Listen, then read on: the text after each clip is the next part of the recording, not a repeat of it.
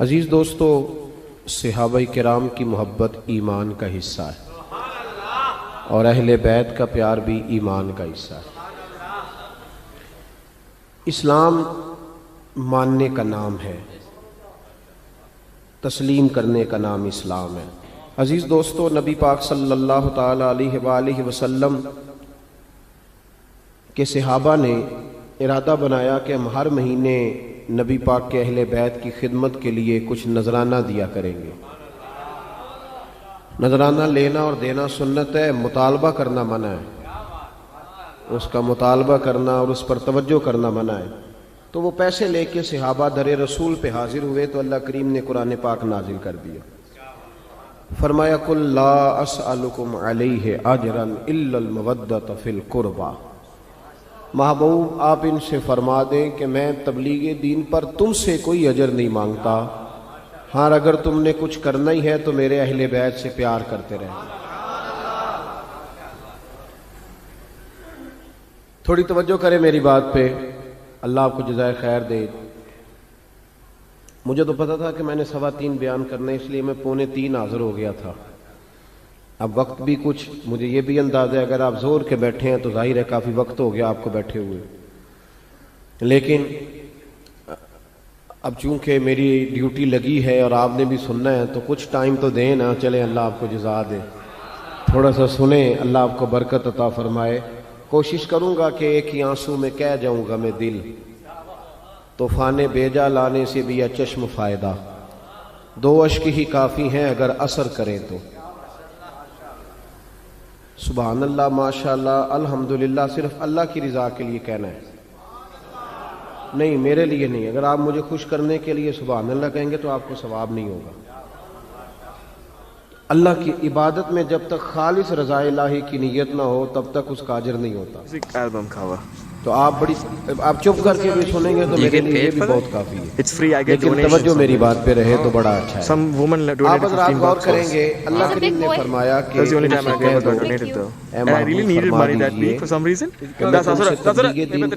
نہیں مانگتا الا المودۃ فی القربى، اگر کچھ کرنا ہے تو میرے قریبیوں سے پیار کرتے رہنا۔ اہل بیت حضور کے قریبی، خود نبی پاک سے صحابہ نے پوچھا حضور گھر کے اندر جو قریبی ہیں ان کا تو پتہ ہی ہے، تو محبوب اس کے علاوہ کوئی خاص لوگ بھی بتا دیے جائیں تو محبوب نے فرمایا علی، فاطمہ اور ان کی اولاد، یہ میرے قریبی ہیں، ان سے پیار کرنے کا۔ ہمارے ہاں پتہ کیا ہوتا ہے، پیار نہیں ہوتا، بحث ہوتا ہے۔ ہمارا بحث کا دور ہے، یکم محرم سے 10 محرم تک بحث ہوتی ہے۔ فضول سا ایک آدمی ہے، اس کے سر پہ ٹوپی نہیں، منہ پہ داڑھی بھی نہیں، اس نے کوئی فضول سی بات کر دی ہے، وہ کلپ کسی نے سن لیا ہے، وہ لے کے گھومتا پھر رہا ہے کہ جناب یہ دیکھیں یہ بندہ کیا کہہ رہا ہے، جواب دیں۔ تو میں نے کہا بندہ تو دیکھ لو، اب ہر ایک کا جواب دینا شروع کر دے بھائی، اب ہر ایک کا جواب تھوڑی، میری یہ نوجوان خاص توجہ کریں، سوشل میڈیا استعمال، اب ہر ایک کا جواب دیا جائے گا، پہلے اس کا معیار دیکھا جائے گا۔ آپ بھی ہر ایک کی بات نہ سنا کریں۔ نبی پاک کا فرمان ہے، غور کریں میں کیا عرض کر رہا ہوں، سمجھانا چاہ رہا ہوں آپ کو، حضور کا فرمان ہے، نبی پاک نے فرمایا کہ میرا دین ہے، جب تم اس کا علم حاصل کرنا ہے تم نے دیکھ لینا ہے کہ تم کس سے علم حاصل کر رہے ہو۔ صرف کتاب کا اثر نہیں ہوتا، استاد کا بھی اثر ہوتا ہے، استاد کا بھی اثر ہوتا ہے۔ تو محبوب نے خود فرمایا کہ دیکھو تو صحیح بندہ کون ہے جو بات کر رہا ہے۔ پہلے یہ یاد رکھیں کہ بحث سے بچیں، جب ہمارا شعبہ ہی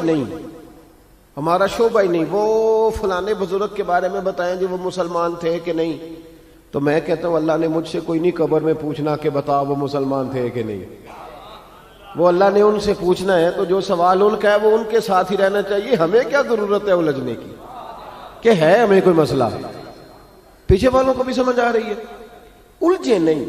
پہلے زمانے میں لوگ عمل کرتے تھے، کوئی بات ملتی تھی تو عمل کرتے، اب لوگ بحث کرتے ہیں، بھئی کتنی کتابیں لکھی جا چکی ہیں کہ میلاد شریف جائز ہے، پوری دنیا میں میلاد منایا جاتا ہے، عرب میں، عجم میں، ہر جگہ، لیکن ہر سال 12 ربیع الاول کو سنی اٹھ کے پوچھنے لگ جاتا ہے جی فلانا مولوی یہ کہہ رہا تھا، تو آپ بتائیں جائز ہے کہ ناجائز ہے؟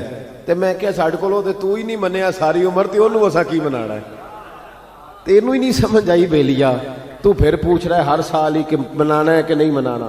تو عمل کریں، بحث نہ کریں۔ صحابہ بحث نہیں کرتے تھے، عمل کرتے تھے، انہوں نے بحث نے عمل کیا، ساری زندگی عمل میں گزاری۔ یہ جو عقل ہوتی ہے نا، عقل، یہ تو بہت زیادہ عقل مند آدمی، آپ کو پتہ ہے خودکشی کون کرتا ہے؟ بہت عقل مند آدمی خودکشی کرتا ہے۔ کیوں بھلا؟ اس لیے کہ وہ اپنا دکھ کسی کو بتاتا نہیں، وہ اپنے آپ کو سب سے سیاںا سمجھتا ہے۔ دکھ جب بتایا جاتا ہے تو دکھ بٹ جاتا ہے، تقسیم ہو جاتا ہے۔ وہ جو عقل مند آدمی ہوتا ہے وہ کہتا ہے میں کسی کو بتاؤں اتنا سیاںا ہو کے، تو گھٹ گھٹ کے مر جاتا ہے، خودکشی کر لیتا ہے۔ یہ جو عقل ہے نا، عقل، اقبال کہنے لگے عقل کو تنقید سے فرصت نہیں، 2 3 4 منٹ نہیں تنقید کرتی، بلکہ ہر وقت ہی کرتی رہے، فرصت ہی نہیں، فارغ بیٹھتی نہیں۔ عقل کو تنقید سے فرصت نہیں، تو عشق پر ایمان کی بنیاد رکھ، تو مان چپ کر کے، بحث نہ کر، مان۔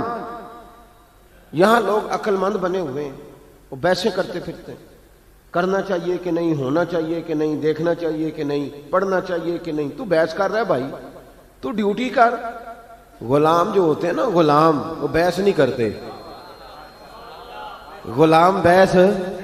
لیکن آپ نے اپنے غلام سے کہا، خادم سے کہا، نوکر سے کہا کہ 500 روپیہ لے آؤ بازار سے، چینی لاؤ، تو غلام کہہ دے جناب تساں کی کرنی چینی 500 دی، 50 نال کم چلا لو۔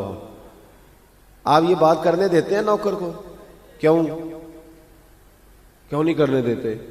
وہ عقل مند ہے، اس نے سیانی بات کی ہے، اس نے کہا ہے کہ چینی خراب بھی ہو سکتی ہے، بارش میں جم بھی سکتی ہے، تو مہربانی کریں 50 کی منگائیں، 500 کی نہ منگائیں۔ آپ اس کو بات نہیں کرنے دے رہے، کیوں نہیں بھلا کرنے دے رہے؟ آپ اس کو کہہ رہے ہیں بھائی تو نوکر ہے، تو نوکری کر، مشورہ نہ دے، تو نوکری کر۔ ہم سارے نبی پاک کے غلام ہیں نا جی؟ ادھر دیکھیں میری طرف، امام حسین کے غلام ہیں، صحابہ کے غلام ہیں، تو نوکری کرنی ہے کہ بحث کرنی ہے؟ لیکن ہم بحث کر رہے ہیں، پابندی سے بحث ہوتی ہے۔ امام احمد بن حنبل رحمت اللہ تعالیٰ ایک غلام خرید کے لائے بازار سے، تو آپ نے اس سے پوچھا تمہارا نام کیا ہے؟ تو وہ کہنے لگا حضور غلاموں کے نام نہیں ہوتے، آپ کسی کو بھی آواز دیں گے تو میں سمجھوں گا مجھے ہی بلا رہے ہیں، آپ دیکھ کے دیکھنا میں حاضر ہو جاؤں گا۔ تو امام احمد بن حنبل فرمانے لگے تو کھائے گا کیا؟ کہنے لگا حضور غلاموں کی چاہت نہیں ہوتی، جو ٹکڑا بچ گیا ڈال دینا، میں چپ کر کے کھا جاؤں گا۔ آپ نے فرمایا یہ میرے کمرے ہیں، حجرے ہیں، کوئی حجرہ پسند کر لے، کہاں رہے گا؟ کہنے لگا حضور غلاموں کے نخرے نہیں ہوتے، غلام نوکر کی تے نخرہ کی، غلاموں کے نخرے، غلام عمل کرتے، غلام عمل کرتے۔ غلاموں نے جب دیکھا نا کہ غلامی کرنی ہے تو کھل کے غلامی کی، بحث نہیں کی۔ حضرت عمر فاروق جمعہ پڑھا رہے تھے، امام حسین آ گئے، عمر چھوٹی تھی، عمر عام آدمی نہیں، جناب عمر مدینے میں بیٹھ کے نعرہ لگائیں تو ساری دنیا کی حکومتیں کانپنے لگ جائیں۔ کسرا کا بادشاہ کا عمر سے ملنا ہے تو حضرت عمر کہیں جا دوڑ جا، کوئی ٹائم نہیں ملاقات کا، میں نہیں ملتا۔ اتنا بڑا آدمی۔ میں چاہ رہا ہوں کہ بات نعروں میں نہ رہ جائے، کچھ سمجھ آئے آپ کو۔ میں چاہ رہا ہوں کہ وہ بات تھوڑی سمجھیں آپ۔ ہم نہ ان چیزوں سے باہر نکلتے جا رہے ہیں، ادب کرنا، آداب کرنا، بزرگ کا، سید کا، عالم کا، ہم نکلتے جا رہے ہیں۔ پڑھے لکھے نوجوان سمجھتے ہیں کہ پڑھا لکھا ہوتا ہی وہ ہے جو کسی کی مانے نہ، جو کسی کی نہ سنے وہ پڑھا لکھا ہے۔ یہ غلط ترجمہ کیا تو نے بھائی۔ پڑھا لکھا اس کو کہتے ہیں جتنی تعلیم آتی جاتی ہے اتنا ادب بھی آتا جاتا ہے، اتنا اس کے اندر اخلاق آتے جاتے ہیں۔ میرا بیٹا بھی آتا ہے جمعے والے دن، جب جمعہ پڑھا رہا ہوتا ہوں تو کئی دفعہ بیٹا آ جاتا ہے چھوٹے والا، اب وہ چھوٹا ہے اس کو نہیں پتا کیا کرنا ہے، تو میں کوئی اشارہ کرتا ہوں کہ اس کو گھر لے جاؤ۔ بھائی بچے ہوتے ہیں، تو اب بچوں کے ساتھ گفتگو جمعے میں تھوڑی شروع کر دی جائے گی، تقریر چھوڑ کے آ جاتے ہیں بچے۔ امام حسین بھی آ گئے مسجد نبوی میں، ایک دفعہ پہلے آئے تھے دونوں بھائی امام حسن اور حسین. تو جب دونوں مسجد میں وہاں داخل ہوئے نا, سامنے حضور خطبہ دے رہے تھے, تو امام حسن رضی اللہ تعالیٰ عنہ کا پیر ان کے اپنے کرتے میں الجھا, وہ گر گئے. حضور کسی صحابی کو بھی کہہ سکتے تھے ذرا اٹھاؤ بچے کو, لیکن نبی پاک نے جمعہ چھوڑ دیا. نیچے اترے, امام حسن کو اٹھا کے لائے, ممبر پہ بٹھایا, اور لفظ بڑے حسین ہیں حدیث میں. محبوب فرمانے لگے یار یہ اولاد آدمی کو بزدل نہیں کر دیتی, یہ کمزور نہیں بنا دیتی, بچہ گرا ہے تو دیکھا ہی نہیں گیا. حضرت عمر جمعہ پڑھا رہے تھے, امام حسین آ گئے. یعنی یہ وہ درویش آدمی نہیں, ملنگ نہیں جو ہر وقت ایسے کر کے, یہ وہ والا بندہ نہیں. حضرت عمر فاروق بڑے جری آدمی ہیں. حضرت عمر فاروق تو جا کے حجر اسود کو کہنے لگے تھے میاں میں کوئی لکیر کا فقیر نہیں کہ تیرے بوسے لیتا پھروں, میں نے کبھی تجھے پلٹ کے دیکھنا بھی نہیں تھا, میں تو تیرے اس لیے بوسے لیتا ہوں کہ تجھے میرے نبی کے لب لگ گئے ہیں, میں کو بلا وجہ لکیر کا فقیر نہیں. بڑا جری دلیر آدمی حضرت عمر.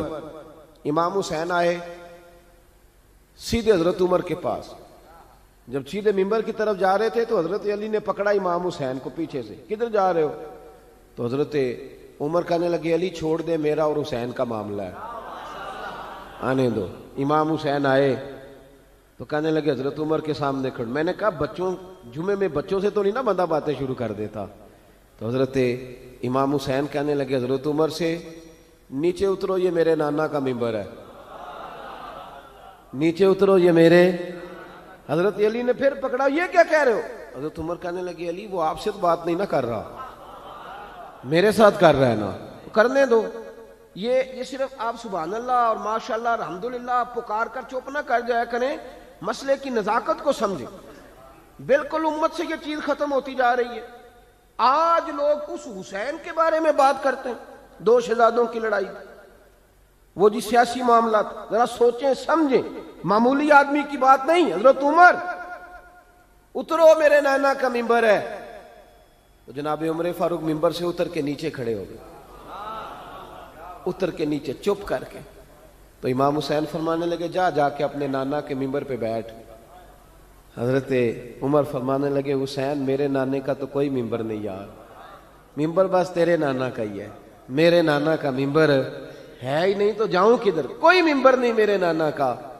یہ لفظ کہے تو جناب عمر رو پڑے, کہنے لگے میں تو اونٹ چرانے والے کا بیٹا ہوں, میرے نانا کا ممبر کہاں سے آیا.